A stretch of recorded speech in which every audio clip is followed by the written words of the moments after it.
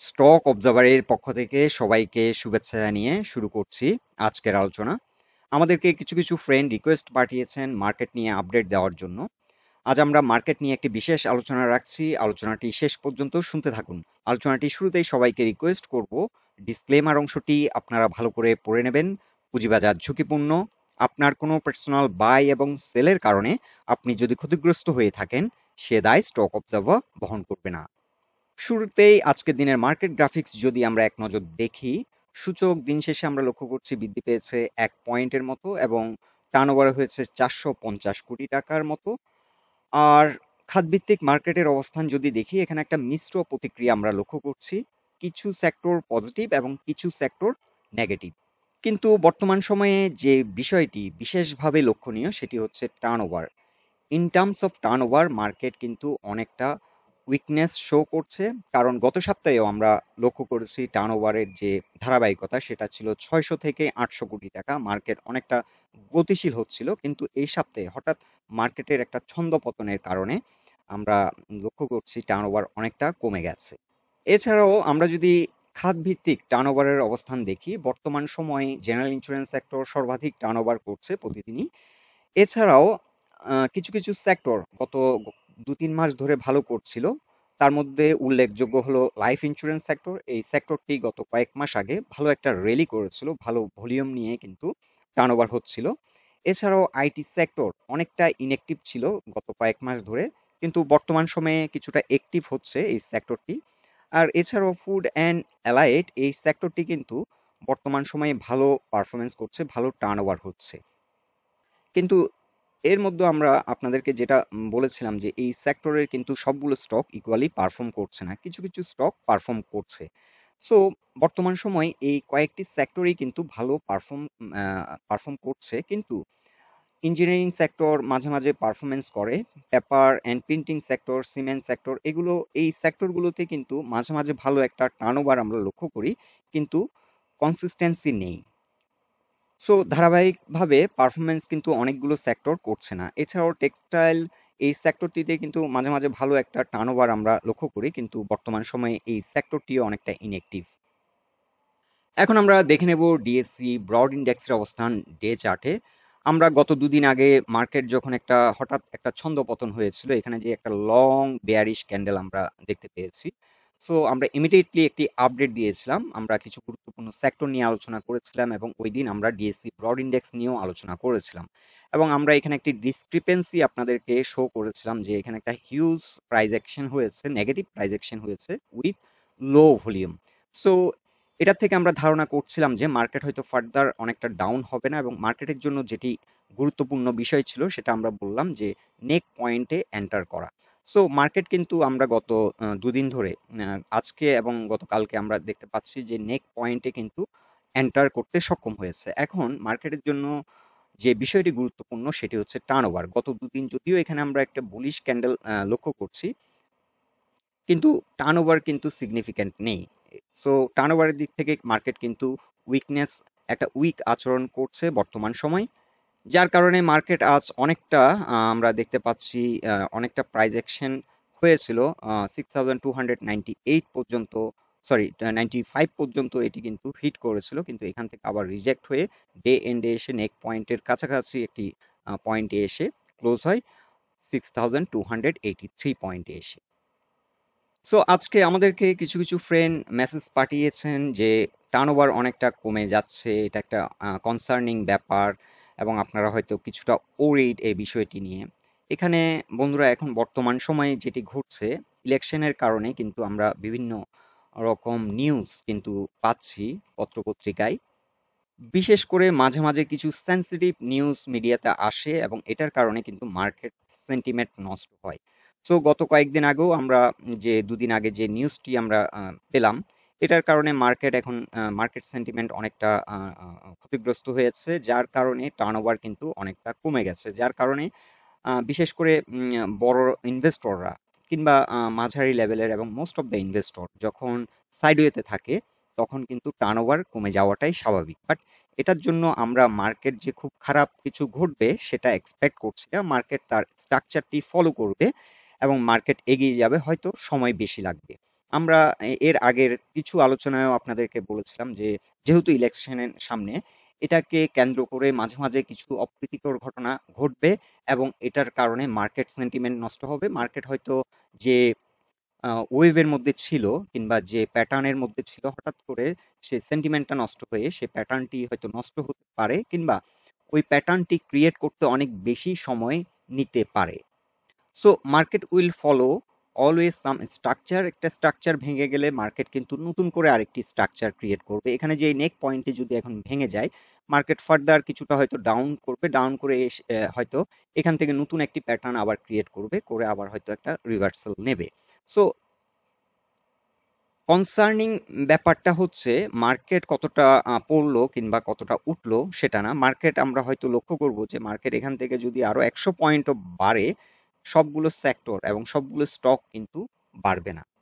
কিছু particular stock, particular sector হয়তো movement করবে। আমাদেরকে সেই বিষয়টি গুরুত্ব সহকারে বিবেচনা করতে হবে। সো আমরা আজকে আপনাদেরকে একটু লঙ্গার হরাইজনে, যারা দীর্ঘদিন ধরে মার্কেটে আছেন, লং টার্ম একটা প্রজেকশন আপনাদেরকে দেখাচ্ছি। মার্কেট এখন এই স্ট্রাকচারটি ফলো করছে, এটাকে আমরা বলি লিডিং ডায়াগোনাল একটি প্যাটার্ন মার্কেট ক্রিয়েট করছে। আপনারা যারা এলিয়ট ওয়েভ হয়তো শিখেছেন কিংবা প্র্যাকটিস করছেন কিংবা শিখছেন, তাদের জন্য এটি হয়তো একটা সহায়ক ভূমিকা রাখবে। আহ, এই স্ট্রাকচারটি, এখানে মনে রাখতে হবে মার্কেট যদি ফার্দার আরো ডাউন হয় তাহলে এই স্ট্রাকচারটি আর থাকবে না, এটা নষ্ট হয়ে যাবে। তখন আমরা আদার ওয়াইজ কোনো একটা স্ট্রাকচার হয়তো আমরা চিন্তা করব, কিংবা তখন যে ব্যাপারটি ঘটবে সেই অনুযায়ী আমরা নতুন করে আবার সেই স্ট্রাকচারকে আইডেন্টিফাই করব। বাট টিল ডেট বর্তমানে আমরা দেখতে পাচ্ছি একটি লিডিং ডায়াগোনাল প্যাটার্ন ফর্ম করেছে এবং আমরা মনে করছি কারেকশন কিন্তু এখানে ওভার। সো এখন মার্কেট রিভার্সাল নিচ্ছে, কিন্তু বর্তমান সময় বিভিন্ন রকম রাজনৈতিক কিংবা অন্যান্য যে অস্থিরতাগুলো আমাদের প্রিভেল করে, অর্থনৈতিক কিংবা সামাজিক, এই সিচুয়েশন গুলোর কারণে মার্কেট সেন্টিমেন্ট অনেক সময় নষ্ট হয় এবং এই যে স্ট্রাকচারটি, এই যে ওয়েভটি ক্রিয়েট করার কথা, এটি হয়তো ক্রিয়েট করতে একটু বেশি সময় নিতে পারে। নর্মাল সিচুয়েশনে হয়তো এই ওয়েভটি করতে হয়তো 1 মাস সময় লাগতো, এখন হয়তো এটি 3 মাস সময় লাগতে পারে কিংবা 6 মাসও সময় লাগতে পারে, বিকজ সামনে হয়তো ইলেকশন আছে, যার কারণে মার্কেট হয়তো বারবার এরকম এই সেন্টিমেন্ট মাঝে মাঝে নষ্ট হতে পারে এবং এই যে যাত্রাটা মার্কেটের, এই যাত্রাপথে মার্কেট বারবার হয়তো হোঁচট খেতে পারে এবং এতে সময়টা অনেকটা বেশি নিতে পারে। সো আমরা এখানে একটি প্রজেকশন আপনাদেরকে, লং টার্ম প্রজেকশন আপনাদেরকে দিচ্ছি। এটা সাধারণত এই ধরনের ওয়েভগুলো 3 মাসে হয়তো ক্রিয়েট হয়। এটি এখন বর্তমানে থার্ড ওয়েভ রান করছে। সো থার্ড ওয়েভ হয়তো ক্রিয়েট হতে 3 মাসও সময় লাগতে পারে। ইউজুয়ালি গতিশীল মার্কেটে 3 মাসেই কিন্তু ওয়েভটি ক্রিয়েট হয়ে যেতে পারে, 6 মাসও অনেক সময় লাগে। কিন্তু যে মার্কেটগুলো নন পারফর্মিং এবং যে আমাদের বর্তমান যে রাজনীতি কিংবা আর্থসামাজিক যে অবস্থান, সেই অবস্থানের পরিপ্রেক্ষিতে এই ওয়েভটি ক্রিয়েট করতে হয়তো নর্মাল সময়ের থেকে অনেকটা বেশি সময় নিতে পারে, বাট এই স্ট্রাকচারটি মার্কেট ফলো করবে বলে আমরা মনে করছি। সো এক্ষেত্রে দুটো কন্ডিশন, মার্কেট কিন্তু এখানে যে 6219 এই পয়েন্টের নিচে যদি ফার্দার না নামে, এই স্ট্রাকচারটি মার্কেট মাস্ট ফলো করবে। সো এটা আমরা একটা ফিবোনাসি রিট্রেসমেন্ট চার্ট ড্র করেছি। এখন আমরা ট্রেন্ড বেস ফিবোনাসি একটি চার্ট ড্র করব। এই ফিবোনাসি রিট্রেসমেন্ট চার্ট অনুযায়ী থার্ড ওয়েভ যে সাইকেলটি, মিনিমাম যে সাইকেলটি, সেটি হচ্ছে 6474। এটি কিন্তু 261% হতে পারে, বাট আমরা আপাতত 161%-এর সাইকেলটিকে কাউন্ট করছি। এবং সেই অনুযায়ী থার্ড ওয়েভটি তার মিনিমাম যে সাইকেল সেটি কমপ্লিট করবে 6474-এ। আর আমরা যদি একটি trend base Fibonacci chart draw করে দেখি, আমরা ট্রেন্ড বেস ফিবোনাসি চার্ট থেকে যেটা পাচ্ছি 6555 পর্যন্ত এই সাইকেলটি হতে পারে থার্ড ওয়েভের। সো আমরা আপাতত এই পর্যন্ত চিন্তা করছি। আমরা যেটা ফিবোনাসি রিট্রেসমেন্ট চার্টে আমরা যেটা দেখতে পাচ্ছি, সো এটি যদি ব্রেকআউট করে আমরা তখন এই চার্টটাকে ফলো করব, ট্রেন্ড বেস ফিবোনাসি চার্ট। সেক্ষেত্রে 6555 পর্যন্ত মার্কেটের থার্ড ওয়েভ হতে পারে। এটা হচ্ছে একেবারে মিনিমাম এক্সপেকটেশন। ডাইনামিক মার্কেটে কিন্তু 261% পর্যন্ত থার্ড ওয়েভ হয়ে থাকে। সো আপাতত আমরা অতটুক চিন্তা করছি না, আমরা চিন্তা করছি 161%-এর সাইকেলটি। সো আমরা মোটামুটি একটা লং টার্ম রোড ম্যাপ আমরা পেয়েছি। এখন বর্তমান সময়ে মার্কেট যেটা করছে সেটা হচ্ছে এই থার্ড ওয়েভটি কিন্তু 5টা ওয়েভের মাধ্যমে হতে পারে। এটা কিন্তু ডিরেক্টলি যে উঠে যাবে ওরকম না। এটি হয়তো 5টা ওয়েভের মাধ্যমে হতে পারে। সো লেট আস সি, এখানে আমরা একটি ফার্স্ট ওয়েভ যদি আমরা দেখি, এটি এখানে এক্ষেত্রে এ বি সি, এখানে একটা কারেকশন দিয়ে এখন থার্ড ওয়েভটি হয়তো এখানে আসবে, এসে আবার হয়তো একটা ওয়েভ ক্রিয়েট করবে, করে গ্র্যাজুয়ালি তার থার্ড ওয়েভের দিকে রান করবে। সো মার্কেট বাড়লেও আমাদেরকে ফোকাস করতে হবে সেক্টর এবং কোন স্টকগুলোতে ভালো লিকুইডিটি আছে বর্তমান সময়ে, সেটাকে আমাদেরকে গুরুত্ব সহকারে দেখতে হবে। যেমন বর্তমানে জেনারেল ইন্স্যুরেন্স সেক্টরে হিউজ মানি ফ্লো আমরা লক্ষ্য করছি এবং হিউজ লিকুইডিটি দেওয়া হচ্ছে। ফুড অ্যান্ড এলিট সেক্টরে দু একটি স্টকে ভালো লিকুইডিটি দেওয়া হচ্ছে। আইটি সেক্টরেও আমরা দেখতে পাচ্ছি সিলেক্টিভ কিছু স্টকে লিকুইডিটি দেওয়া হচ্ছে। সো আমরা যে স্টকগুলো এখন হাই লিকুইডিটি এবং হাই পারফর্মিং, তাদের হিস্টোরিক্যাল বিহেভিয়ার এবং প্রাইজেকশন দেখে আমরা কিন্তু সিলেক্ট করতে হবে এবং সেই অনুযায়ী আমাদের পোর্টফোলিওকে সাজাতে হবে।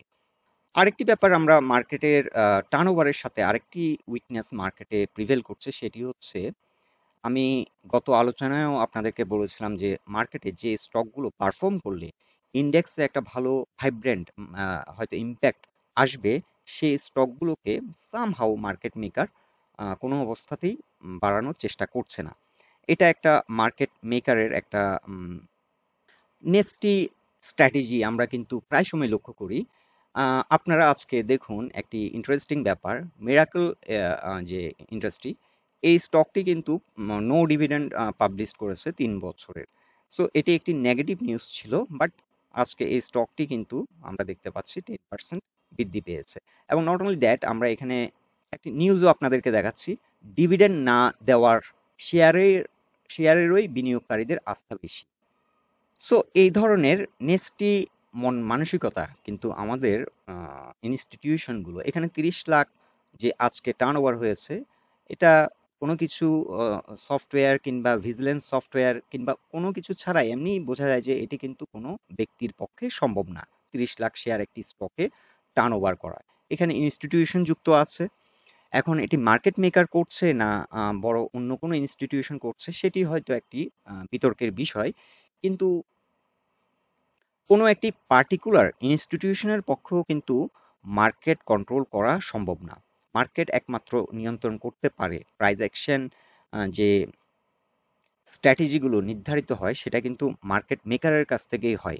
কিন্তু মার্কেট মেকারের এখানে একটা নেস্টি একটা মেন্টালিটি আমরা সবসময় লক্ষ্য করি এবং এটার কিন্তু কোনো প্রতিকার আমরা পাচ্ছি না। সো এনিওয়ে, আলোচনাটি আর দীর্ঘায়িত করছি না। আর আজকের আলোচনাটি যদি আপনাদের ভালো লেগে থাকে, অবশ্যই পোস্টটিকে লাইক দিন। আমাদের সাথে থাকার জন্য আপনাদের অসংখ্য ধন্যবাদ।